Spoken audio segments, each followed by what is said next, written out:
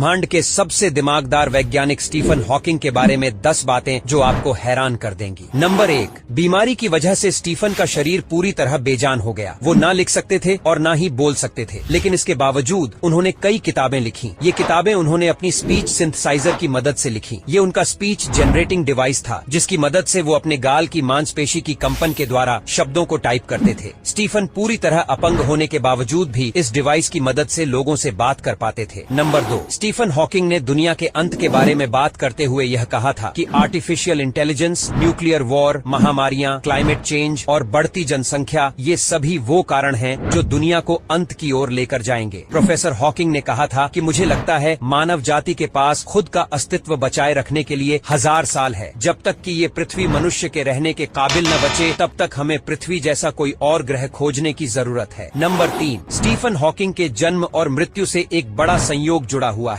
जिस दिन great scientist Galileo की मृत्यु हुई थी, उससे पूरे 300 साल बाद 8 जनवरी 1942 को स्टीफन हॉकिंग का जन्म हुआ था, और दुनिया के सबसे महान साइंटिस्ट अल्बर्ट आइंस्टाइन के बर्थडे वाले दिन स्टीफन की मृत्यु हुई। गजब की बात तो ये है कि ये तीनों ही अपने समय के सबसे महान साइंटिस्ट रहे। नंबर 4, स्टीफन हॉकिंग ने कहा था कि हम सब जिस पर चाहे उस पर विश्वास करने के लिए आजाद है, और मेरा स्पष्ट विचार ये है कि कोई ईश्वर नहीं है। इस ब्रह्मांड को किसी ईश्वर ने नहीं बनाया है और न ही कोई हमारे भाग्य को लिखता है, और यही चीज मुझे एक गहरे एहसास की ओर लेकर जाती है। कोई स्वर्ग नहीं है और मृत्यु के बाद कोई जीवन नहीं होता। हमारे पास यही सिर्फ एक जिंदगी है। ब्रह्मांड के इस ग्रैंड डिजाइन को समझने और सराहने के लिए, और जिसके लिए मैं बहुत आभारी हूँ। नंबर 5, स्टीफन हॉकिंग मानते थे कि हमारी दुनिया से अलग दूसरे ग्रहों पर भी जीव हो सकते हैं। उन्होंने एक बार कहा था कि इस अनंत ब्रह्मांड को देखते हुए यह लगता है कि एलियंस सचमुच होंगे, लेकिन हमें उनसे संपर्क करने की कोशिश नहीं करनी चाहिए। ये हमारे लिए खतरनाक साबित हो सकता है। स्टीफन हॉकिंग ने चेतावनी देते हुए कहा कि एलियन रिसोर्सेज के लिए पृथ्वी को भारी नुकसान पहुंचा सकते हैं। नंबर 6, प्रोफेसर हॉकिंग कहते थे कि उन्होंने हमेशा से यह सपना देखा था कि वह साइंस पर कोई ऐसी बुक लिखेंगे जिसे आम लोग भी आसानी से समझ पाएं। वे कहते हैं कि अब ब्रीफ हिस्ट्री ऑफ टाइम पर उनका यह सपना पूरा हुआ। यह बुक उन्होंने तब लिखी थी जब वह पूरी तरह अपंग हो चुके थे। स्टीफन की यह बुक कॉस्मोलॉजी पर है, और उन्होंने इसमें बिग बैंग और ब्लैक होल्स जैसे विषयों पर लिखा है। नंबर 7, बीबीसी को दिए एक इंटरव्यू में प्रोफेसर स्टीफन हॉकिंग ने कहा था कि स्पेस में ट्रैवल करने की उनकी लंबे अरसे से ख्वाहिश है। 2007 में उनकी यह ख्वाहिश तब पूरी हुई जब साइंटिस्ट उन्हें एक्सप्रेस शटल में ले गए और वहां स्टीफन को जीरो ग्रेविटी का अनुभव कराया गया। प्रोफेसर हॉकिंग 4 मिनट तक वेटलेस रहे। इस बुक ने पूरी दुनिया में टहलका मचा दिया।